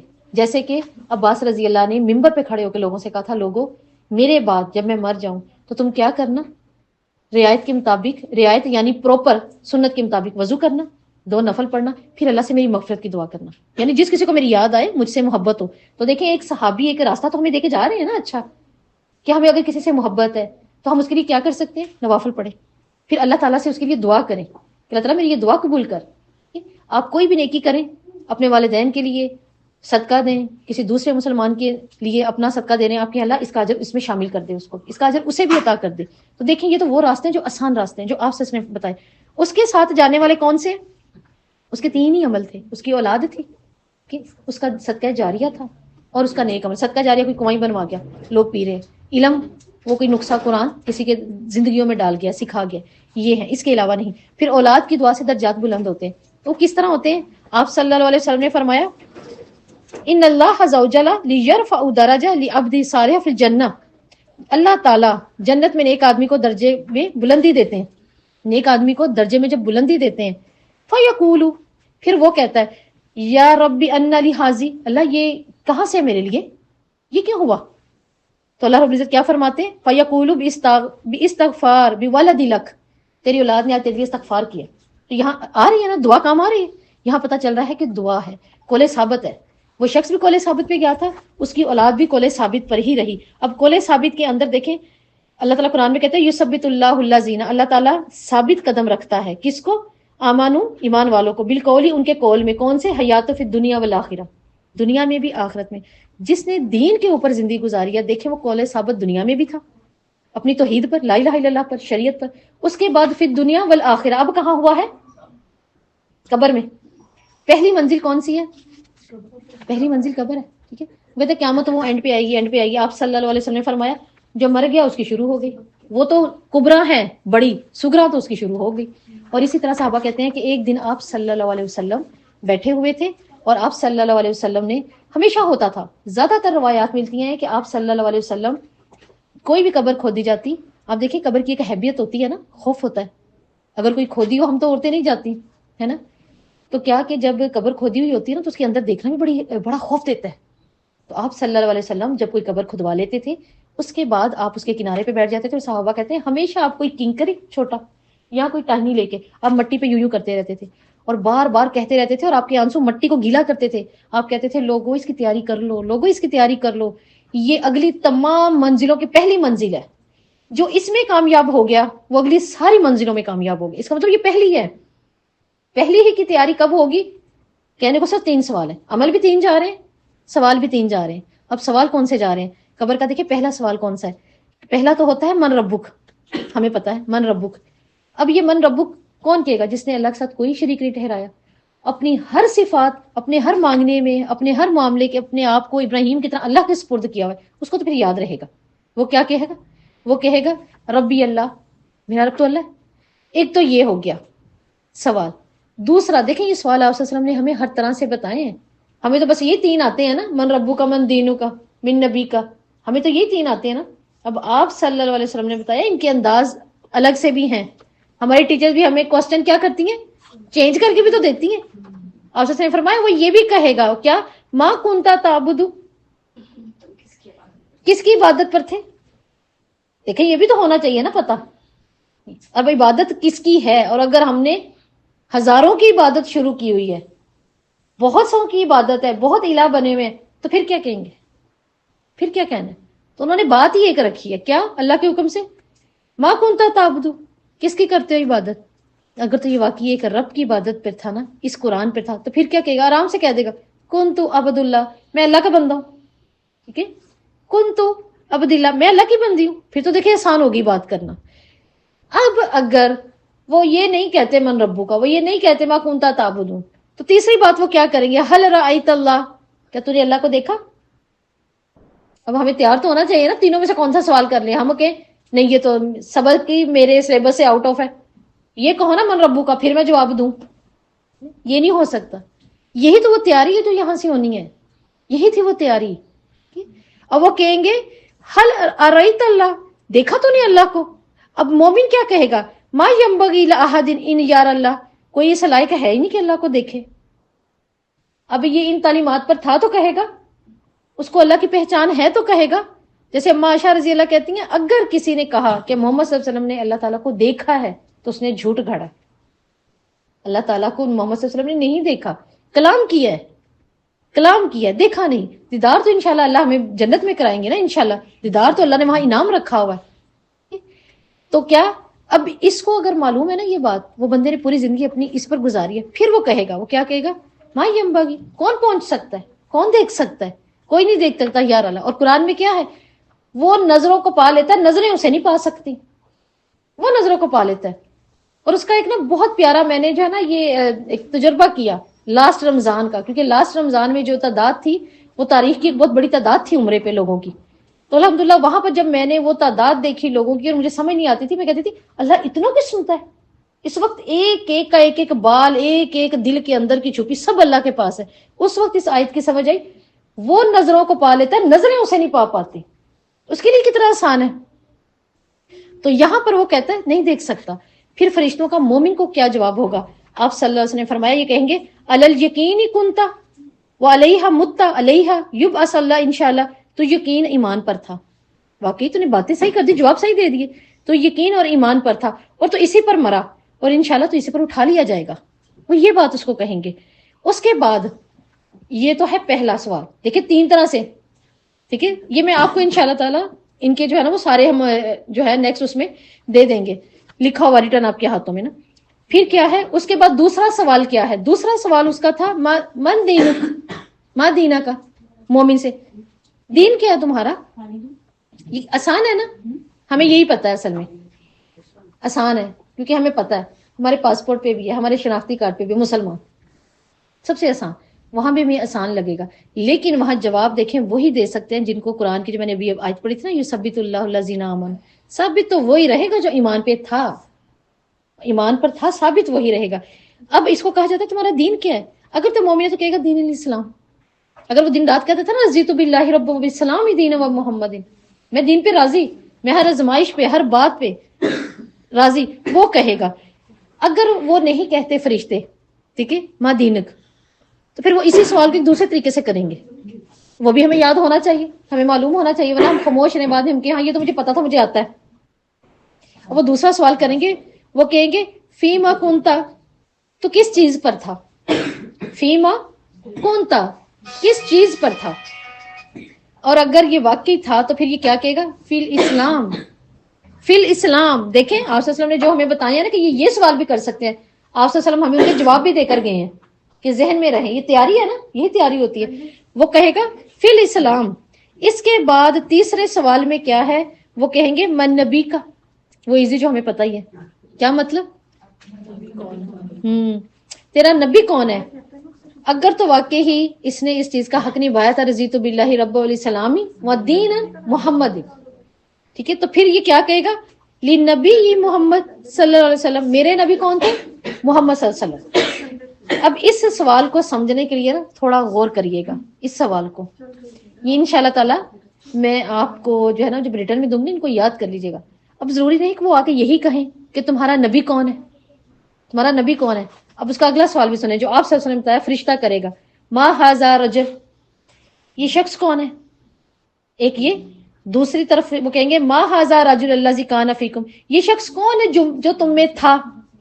تیسرا وہ یہ بھی کہہ سکتے ہیں ما کنت تقول فی ھذا رجل، تم اس شخص کے بارے میں کیا کہتے ہو، اس شخص کے بارے میں کیا کہتے ہو. پھر ایک اور سوال بھی وہ کر سکتے ہیں، وہ کہہ سکتے ہیں ما کنت تقول فی ھذا رجل محمد، تم اس شخص جو محمد ہیں اس کے بارے میں کیا کہتے ہو. نیکسٹ وہ کیا کہہ سکتے ہیں؟ ما تقول فی ھذا رجل، اس شخص کو کیا کہتے ہو. اب کچھ علماء نے، ٹھیک ہے، کچھ علماء نے یہ بات لی ہے جس کو تمام علماء نے رد کیا ہے کہ ایسا نہیں ہے. کچھ علماء کہتے ہیں یہ جو وہ کہہ رہے ہیں نا ھذا بات آ رہی ہے اس شخص کے بارے میں، اس شخص کے بارے میں، وہ کہتے ہیں کہ یہ ھذا کا مطلب ہوتا ہے یہ حاضر، جبکہ عربی میں یہ لفظ غائب حاضر دونوں کے لیے بولا جاتا ہے ھذا. اب جنہوں نے یہ کل کا یا چالیسووں کا یا جن چیزوں کا دلیل لی ہے، انہوں نے یہ دلیل بھی لی ہوئی ہے، وہ کہتے ہیں کہ یہ جو بات ہو رہی ہے نا ھذا، یہ شخص، یہ، تو اس کا مطلب ہے سامنے آپ صلی اللہ علیہ وسلم کو لا کے کھڑا کر دیا جائے گا. ٹھیک ہے، لیکن ایسا نہیں ہے، آپ صلی اللہ علیہ وسلم کو نہیں کھڑا کیا جائے گا. دیکھیں اس نے اپنے اعمال دینے ہیں، آپ صلی اللہ علیہ وسلم کو دیکھنا ہے، جواب دہی کرنی ہے اس نے. اور آپ صلی اللہ علیہ وسلم نے کیا دیکھنے آنا ہے؟ اگر میری امتی کو کوئی جواب ہی نہ آیا تو اب اس کی پٹائی میرے سامنے ہو. میرا دل دکھ ہے جن کے لیے وہ رو رو کے امت کی دعائیں کر کے چلیں گے، ان کو بلا کے کیا دکھانا ہے؟ ایسا نہیں. یہ جو ھذا رجل ہے نا، یہ تو ایک اور حدیث میں بھی آتا ہے، ٹھیک ہے، ایک اور حدیث میں آتا ہے. اور وہاں پر کیا ہے کہ عبداللہ نے رضی اللہ عنہ جب یزید کی بیعت کی تھی نا، تو اس وقت کھڑے ہوئے انہوں نے کہا تھا میں بیعت کرتا ہوں اس شخص کی، ھذا رجل بیت، حالانکہ وہ اس وقت شام میں تھے. تو ھذا غیب کے لیے بھی استعمال ہوتا ہے، ٹھیک ہے، اور حاضر کے لیے بھی. تو یہاں پر یہ کہہ رہے ہیں وہ کون شخص تھے جو تمہارے درمیان مبعوث ہوئے، اور ایک جگہ پہ تو وہ نام بھی لے رہے ہیں، ایک جگہ پر وہ نام بھی لے رہے ہیں. تو ایسا نہیں ہے کہ آپ صلی اللہ علیہ وسلم اس وقت قبر میں آ جاتے ہیں، ایسا نہیں ہے، کسی حدیث سے ثابت نہیں ہے. اگر آنا ہوتا تو دیکھیں صحابہ کی قبروں میں چلے جاتے ہیں نا آپ صلی اللہ علیہ وسلم، ان کی بھی تو جاتے ہیں قبروں میں. سعد رضی اللہ کے لیے آتا ہے کہ جس وقت یہ شہید ہوئے احد میں، آپ صلی اللہ علیہ وسلم نے ان کا چہرہ مبارک پکڑا، نیچے زمین پر بیٹھے اور ان کا چہرہ اپنے یہ فیمر یعنی اپنی اس پہ رکھ لیا، ٹانگ پر، ران کے اوپر، اور آپ صلی اللہ علیہ وسلم روئے، بہت روئے. صحابہ کہتے ہیں ہمیں اتنا رشک آیا، آپ صلی اللہ علیہ وسلم بار بار کہہ رہے تھے اللہ تعالیٰ اس کے اتنے درجے بلند کر، اپنی امت پہ، اتنی کثیر امت پہ اس کو جو ہے نا درجے بلند کر دے، اس نے تیرے دین کی بہت خدمت کی ہے. اور آپ صلی اللہ علیہ وسلم نے پیار کیا، روئے اللہ کے رسول. اور پھر اس کے بعد آپ صلی اللہ علیہ وسلم نے خود دعا کی، نماز جنازہ، پھر جا کے دفنانے کے بعد اللہ کے رسول کھڑے ہو گئے اور کہتے ہیں لوگوں، قبر نے سعد کو بھی تھوڑا سا جھنجھوڑا ہے. حالانکہ وہ سعد 70,000 فرشتے جو میں نے ابھی حدیث بتائی تھی نا، پاؤں رکھ رہے تھے اور کہہ رہے تھے فرشتے ہیں بہت، وہ انہی کے لیے آئے تھے. اور کہا اس کو بھی جھنجھوڑا ہے، لیکن کس طرح جھنجھوڑا ہے؟ جیسے ماں اپنے بچے کو نہیں زور سے یوں کرتی، اب وہ ماں اس کی کوئی غلط نہیں دبا رہی ہوتی، کر رہی ہوتی ہے زور سے، لیکن ایک طریقے سے کر رہی ہوتی ہے.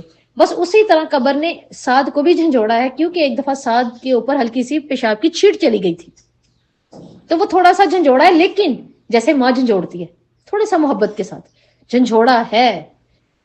تو آپ صلی اللہ علیہ وسلم کیا نیچے چلے جاتے کہ نہیں؟ اللہ تعالیٰ باہر جو اتنی دعا کی ہے نا سعد کے لیے، ان کی خدمات کے بارے میں بتایا، لیکن ایسا کچھ بھی نہیں ہوتا. اگر ایسا ہونا ہوتا تو کیا آپ صلی اللہ علیہ وسلم حسین رضی اللہ، ٹھیک ہے، ظلم سے مارا گیا. دیکھیں ایک مسلمان کو ناحق ظلم سے مارا گیا نا، شہید کیا گیا. کیا تھا گناہ حسین رضی اللہ کا؟ کہتے تھے یا تو مجھے واپس جانے دو، یا مجھے آگے جا کے ڈائریکٹ بات کرنے کے بیعت تو کرنے دو، میں نہ لڑنے آیا نہ میں کسی کو مارنے آیا، میں نواسہ رسول ہوں. لیکن منافقوں نے بیچ ایسا کام خراب کیا، تو کیا وہاں اللہ کے رسول نہیں جا سکتے تھے؟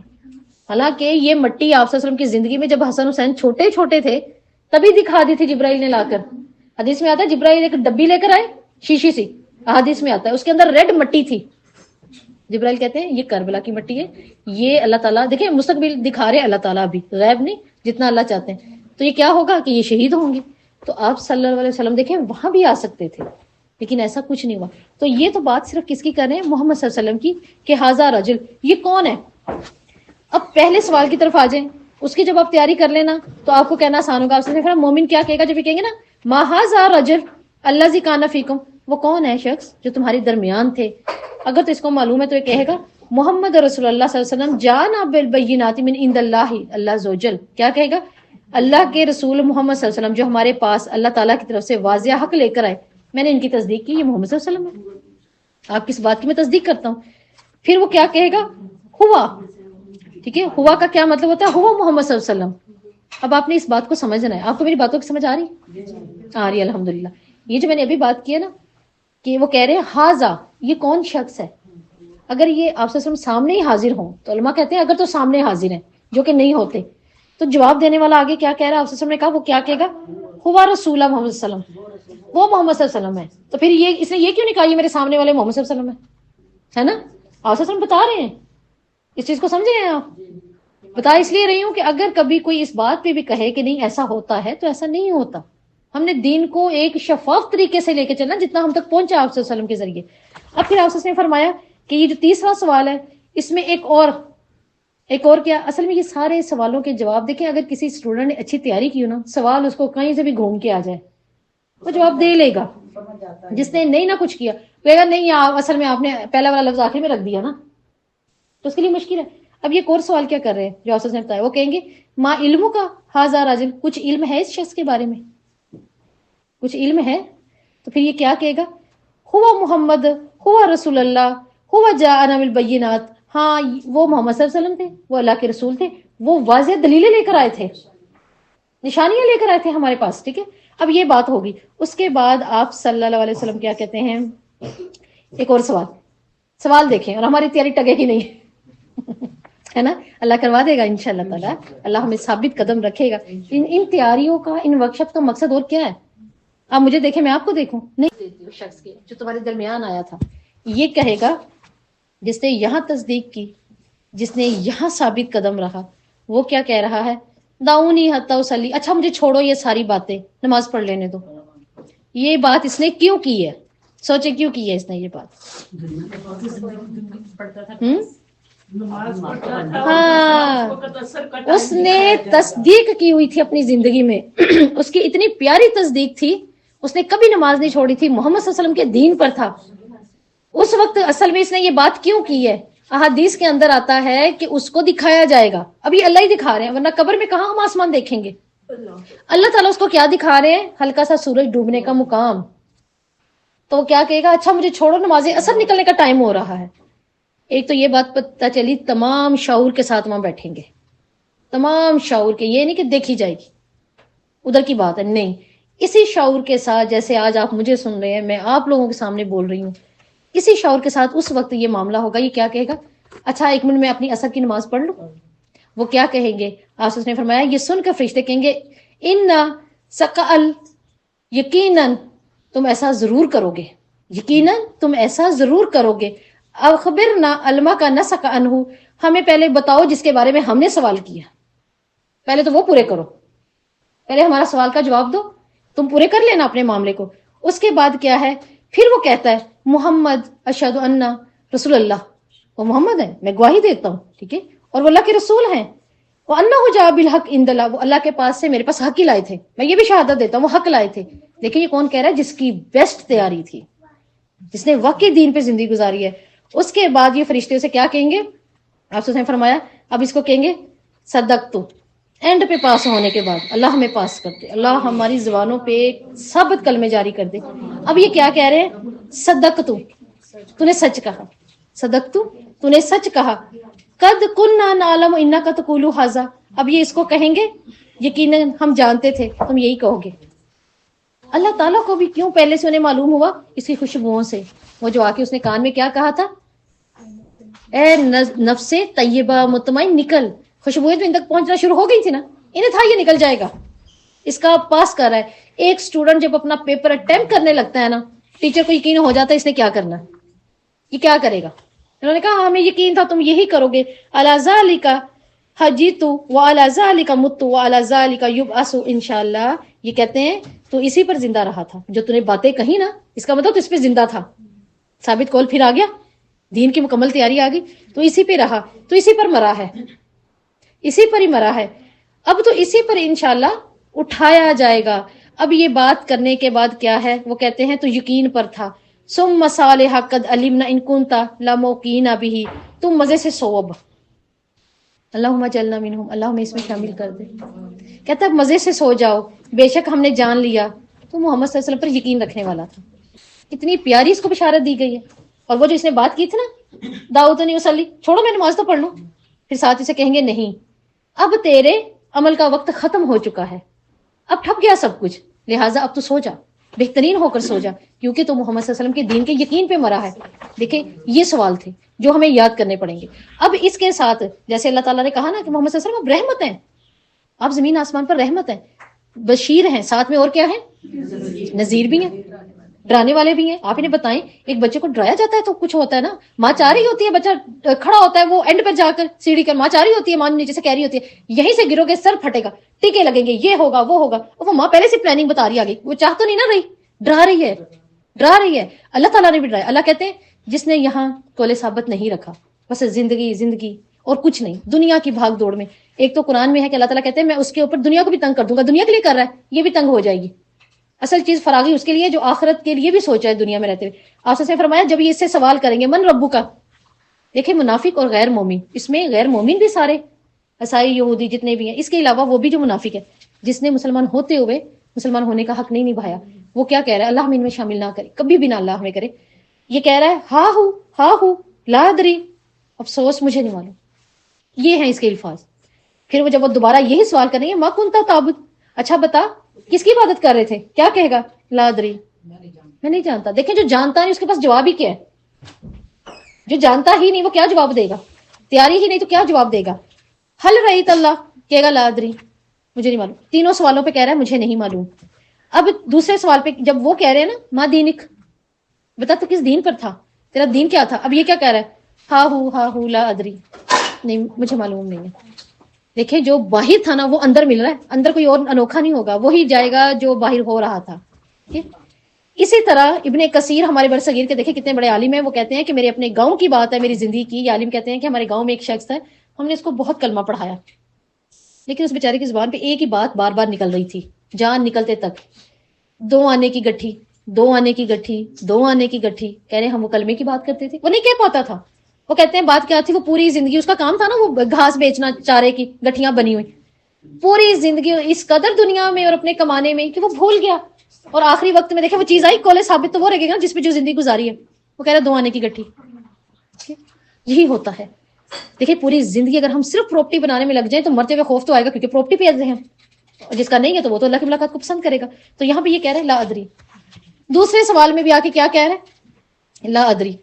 وہ پھر دوبارہ بات کریں گے، وہ کہیں گے ماذا راجو الذی کان فیکم. اب اس کا سوال سنیں. اس سوال میں آج ہماری مشابہت ہو جاتی ہے، اس کو انشاءاللہ ختم کرنا ہے. یہ کہے گا سمیت الناس، میں نے لوگوں سے سنا تو تھا. یعنی یہ فرشتے کہہ رہے ہیں کون شخص ہے جو محمد صلی اللہ علیہ وسلم، یعنی تم جانتے ہو ان کے بارے میں، وہ کون تھے، کون تھا من نبی کا.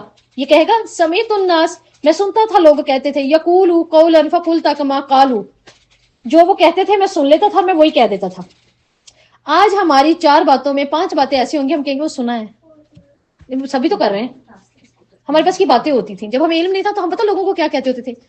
یعنی میں اپنی ہی بات کر رہی ہوں، کیا یہی نہیں وہ بھی کرتے ہیں، وہ پاگل تو نہیں ہے جو اتنے کر رہے ہیں. ہاں نہیں سنا ہے، کہتے آپ کیوں کر رہے ہیں، مطلب سنا ہے ہم نے، کیا ایسے ہی ہے. اپنی تصدیق کے وقت بھی ہم کہتے تھے ہم نے سنا ہے، اور خود بھی ہم کہتے تھے نہیں وہ میں نے سنا تھا، میں نے وہیں پڑھا تھا. وہ تصدیق نہیں تھی. یہ وہی الفاظ کہہ رہے ہیں. اور پھر ساتھ میں کیا کہہ رہے ہیں، کنت وقول ما قول الناس، ہاں میں تو یہی کہتا رہا جو لوگ کہتے تھے. آپ اصل میں دیکھیں کہ سارے جواب بتا دیے ہمیں کہ ان سے بچا جائے. پھر ساتھ میں کیا کہ جب وہ کہیں گے تم اس شخص کے بارے میں کیا کہتے ہو، ما کنت تقول فی ھذا رجل، کیا کہتے ہو. یہ کیا کہے گا، لا ادری کنت اقول ما یقول الناس، میں جانتا تو نہیں، جو لوگ کہتے تھے میں بھی کہہ دیتا تھا، جو لوگ کہہ دیتے تھے میں بھی کہہ دیتا تھا. پھر جب وہ کہہ رہے ہیں تم اس شخص کے بارے میں کیا کہتے ہو. مومن نے کیا کہا تھا، مومن نے تو کہا تھا اشہد ان لا الہ الا اللہ واشہد ان محمد عبدہ ورسولہ، اس نے تو وہ یہ کہا تھا. یہ جواب میں کیا کہہ رہا ہے، سمیت الناس یقول شیئا، لوگ کہتے تھے بہرحال میں نہیں جانتا. لوگ تو کہتے تھے میں نہیں جانتا. بھول گیا، یاد ہوتا، زندگی گزری ہوتی تو اس کو یاد ہوتا. اس کے بعد پھر یہ کیا کہہ رہا ہے، وہ کہہ رہے ہیں اچھا یہ بتا دو جو تمہارے درمیان مبعوث ہوئے تھے وہ کون تھے. وہ کہہ رہا ہے لا ادری، نہیں میں نہیں جانتا. اس کے بعد پھر وہ کیا کہہ رہے ہیں، مسلسل وہی جواب دے رہا ہے، لوگ کہتے تھے سمیت الناس، لوگ کہہ رہے تھے. اینڈ کے سوال میں آ کے پھر وہ کہہ رہے ہیں جب اس نے کہا تھا نا مجھے چھوڑو میں نے نماز پڑھنی ہے، اس جگہ پر آ کے یہ اس کو دوبارہ پوچھ رہے ہیں. پوچھ اس کو نہیں رہے، سب سے سوال تو ایک ہی ہے، جواب بدل گئے ہیں، عمل سے جواب بدل گئے ہیں. یہ کہہ رہا ہے کون سا شخص، ایو رجل، کون سا شخص، ولا تہدی الا اسمی، میں نے تو کچھ ایسا نہیں نام سنا ہی ہوگا، عمل نہیں تھا نا تو بھول گیا ہے نا. سنا تھا کیا محمد صلی اللہ علیہ وسلم کا نام نہ سنا ہوتا زندگی میں، وہ تو کافر بھی سن رہے ہیں، دن رات اذانیں سن رہے ہیں. لیکن یہ کیا کہتے ہیں ولا تہدی، نہیں مجھے کوئی رہنمائی نہیں ہے اس معاملے میں نا، مجھے معلوم نہیں ہے، سنا نہیں میں نے. ایسا ہو سکتا ہے نام نہ سنا ہوتا. اور پھر کیا، جیسے فرشتوں نے اس کو کہا تھا نا یقیناً تو کرے گا. اب یہ کیا ان کے بارے میں جواب دے رہا ہے، ان کے جواب میں کہہ رہا ہے فرشتے کہیں گے محمد، اس کا نام محمد آ دیتے ہیں محمد، تو یہ کیا کہے گا لا ادری سمیت الناس، میں نہیں جانتا، لوگ کہتے تھے قالوا قولا کما قال الناس، بس میں وہی کہتا تھا جو لوگ کہتے تھے. تو سب سے پہلے تو ہمیں اپنی زندگی سے یہ نکالنا پڑے گا کہ جو لوگ کہتے تھے. ہم دیکھیں گے محمد صلی اللہ علیہ وسلم نے کیا کہا، اللہ تعالیٰ نے کیا کہا ہے. اس کے بعد یہ کیا کہتے ہیں، یہ کہتے ہیں اس کو تو کہا تھا نا صدقت، دونوں یاد ہے، تو نے سچ کہا. اس کو اب کیا کہہ رہے ہیں، اب ان کے جواب دینے کی باری آ گئی ہے فرشتوں کے، پورے ہو گئے، اس کے بھی پورے ہو گئے، اس کے بھی. اس کو تو کہہ دیا تو نے سچ کہا، ٹھیک ہے. اس کو کہہ رہے ہیں لا دریتا ولا تالیتا ولا ہدیتا، تو نے کیوں نہیں علم حاصل کیا، تو نے کیوں نہ تلیتا تلاوت کی، ولا ہدیتا تو نے کیوں نہ ہدایت لی. اور اس کو ایڈریس کرے گی سورہ ملک کی وہ آیت، کون سی، جب یہ پکڑے جائیں گے پھینکے جائیں گے تو ان سے کہا جائے گا کیا کوئی آیا نہیں تھا ڈرانے والا. اب جو چیخیں مار رہے ہو اور کہہ رہے ہو ہماری پیشانی چھڑوا دے مالک اللہ سے، ایک دن کے لیے چھٹی دے دو عذاب سے، تو وہ کیا کہے گا، کوئی ڈرانے والا نہیں آیا تھا. تو کیا کہیں گے، آیا تھا، ہے نا، ہم نے جھٹلایا.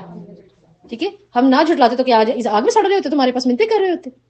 یہاں پہ یہ کیا کہہ رہے ہیں، یہاں سے ایک چیز دیکھیں کتنی واضح ہے، تعلیم کا حاصل کرنا یہ فارغ لوگوں کا کام نہیں ہے. یقین کریں، اگر کوئی کہے نا ہمیں ان کے پاس بہت ٹائم ہے، کبھی ادھر بھاگتے جا رہی ہوتی ہیں، کبھی ادھر بھاگتے جا رہی ہوتی ہیں، تو صبح سے شام تک ان کا کام ہی دین میں لگے رہنا، تو اچھی بات ہے، کھپیں گے مر جائیں گے، اس کے دین پہ مریں گے نا، اس جواب تو آ جائیں گے.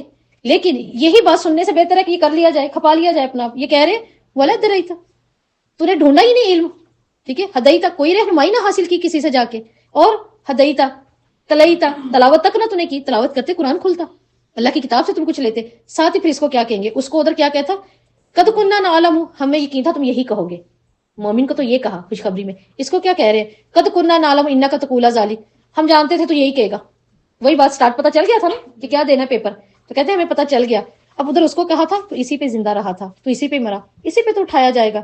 اس کو کہا جا رہا ہے تو اسی پہ زندہ تھا، تو اسی پہ مرا، اب تو اسی پر ہی اٹھایا جائے گا. اور ساتھ میں پھر اس کو کیا کہہ رہے ہیں فرشتے، وہاں صالحہ کو کہا تھا ثم صالحا قد علمنا، تو مزے سے سو جا، ایک کیا بن کے، دلہے کی طرح، ایک صالحہ روح بن کے سو جا. اس کو کہہ رہے ہیں نم کما، نم کما یا نوم منحوش، منحوش سو جا، منحوس آدمی کیڑے مکوڑے تجھے کھائیں، یہ کہہ رہے ہیں.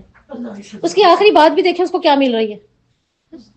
تو اینڈ پر کیا ہے پھر اس کا جواب کیا ہوگا اللہ تعالیٰ کا. اب اللہ تعالیٰ کا جواب دیکھیں، اس کو جس نے کوئی تیاری نہیں تھی، کولے ثابت نہیں رکھا تھا، اللہ تعالیٰ اس کو کیا کہہ رہے ہیں، کذبا فافرشوہ من النار، اس نے جھوٹ بولا، اس کے لیے آگ ہے، والبسوہ من النار، اس کا بستر بھی آگ ہے، وفتحوا لہ بابا الی النار، لاؤ اس کو لباس پہناؤ، اس کو پھینکو اس کے اندر. اللہم لا تجعلنا منہم، اللہ ہمیں اس میں شامل نہ کرے. تو دیکھیں کوشش کریں، یہ بات کس قدر میں نے کھول کے اس لیے ساری احادیث کا مجموعہ آپ کے سامنے رکھا کہ قول ثابت ضروری ہے، علم کا، دین کا علم سیکھنا ضروری ہے. ہم اس پر کفالت نہیں کریں گے کہ ہم نے بچے کو پڑھا دیا تھا ماشاءاللہ 6 سال میں سے 3 قرآن مکمل کر لیے تھے، نہیں، اب ہماری کیا عمر ہے، اب ہم کریں گے، نہیں کریں گے. ابو قحافہ، ابو بکر کے والد، جن کی آنکھوں کے بھویں تک گر گئی ہیں، ان کے آئی برو وائٹ ہو کے آنکھوں پہ گر گئے ہیں، وہ بھی اسلام کے لیے علم سیکھنے کے لیے آ کر بیٹھ گئے تھے. آپ سے نے کہا تھا جاؤ ان کے بال رنگو، یعنی ان کی کوئی شکل اچھی سی بنا دو، بال کاٹو، کٹنگ کرو، رنگو بال، مہندی لگا دو اور کچھ حالت اچھی بناؤ، انتہا کے بڑھاپے پہ. تو اس ورک شاپ کو کرنے کا مقصد بھی ہمارا یہی ہے. وآخر دعوانا الحمد للہ رب العالمین، الحمد للہ والمنہ.